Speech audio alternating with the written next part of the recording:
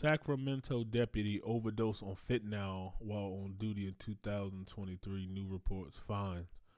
Man, was it an accident or was he using drugs?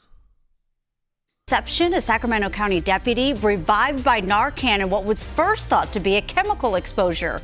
Now an internal investigation reveals it was really a fentanyl overdose. We've got a lot to get to tonight. Thanks for joining us at 10. I'm Marley Ginter. And I'm Tony Lopez. Let's start with that investigation revealing the deputy lied about his drug use. Your reporter covering Sacramento County digging into those papers, revealing the details into the deputy deceit. Quite the story here, Madison. It is, Tony, and that deputy report from the department shows is in the middle of a fentanyl overdose. Cameras caught most of this scene. Body camera footage even caught the interaction that report says is the moment that he got those drugs on a call earlier this very same day. A warning to some of our viewers, the video you're about to see may be disturbing. Exactly what's coming. A Sacramento County Patrol deputy, Marvin Morales, on the job back in October 2023. Oh, you just been chasing the dragon, huh? He conducted a suspicious suspect stop and cited the person for meth possession, according to the sheriff's office report. This video is from that interaction. Chasing that dragon, boy. Hours later, security camera video shows Morales going into a bathroom at the Central Division station. Moments later, he's found unconscious on the floor by another deputy. Morales! Hey, Morales! Hey, drag him out! Drag him out! Drag him out! Drag him out! According to the report, Morales intentionally smoked some of the suspected methamphetamine that he confiscated in tinfoil hours earlier. He experienced a fentanyl overdose. His own team and first responders administered multiple doses of narcan. And then he just happened to have a stop earlier that day, so they probably maybe he had it somewhere on his body, and then he touched it going to use the bathroom or something, and he just went out. But he went in to smoke probably to stay up a little bit, working a double shift just a little bit. You could tell he was excited. By the way, he said, "You chasing that dragon, boy?" Like he did that before. He like, I got to arrest you, but man, you chasing it. When I walk in, I saw him leaning against the stall. Morales obtained this glass pipe in August of 2023 on the job, months before the overdose, and lied in his report that he disposed of it. Instead, he took it home and admitted to smoking meth residue from the pipe 3 to 4 times over 2 months.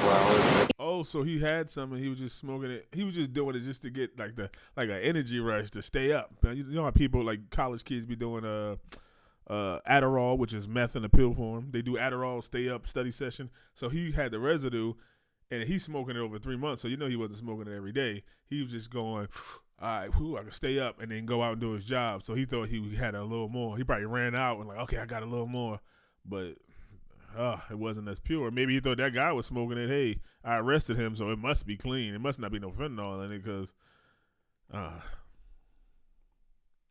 In the report, a chief deputy noted that the large-scale emergency response to Morales prompted multiple media reports, including our coverage, of what was believed to be a potential chemical exposure.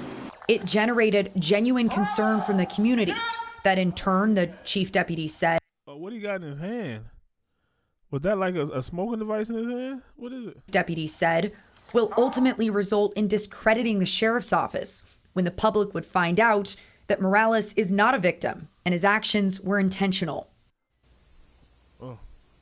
Morales is no longer employed at the sheriff's office. Their report found that he should be fired, but a few days before that report came out, he submitted a letter of resignation citing personal reasons. That's how cops get away with this, man.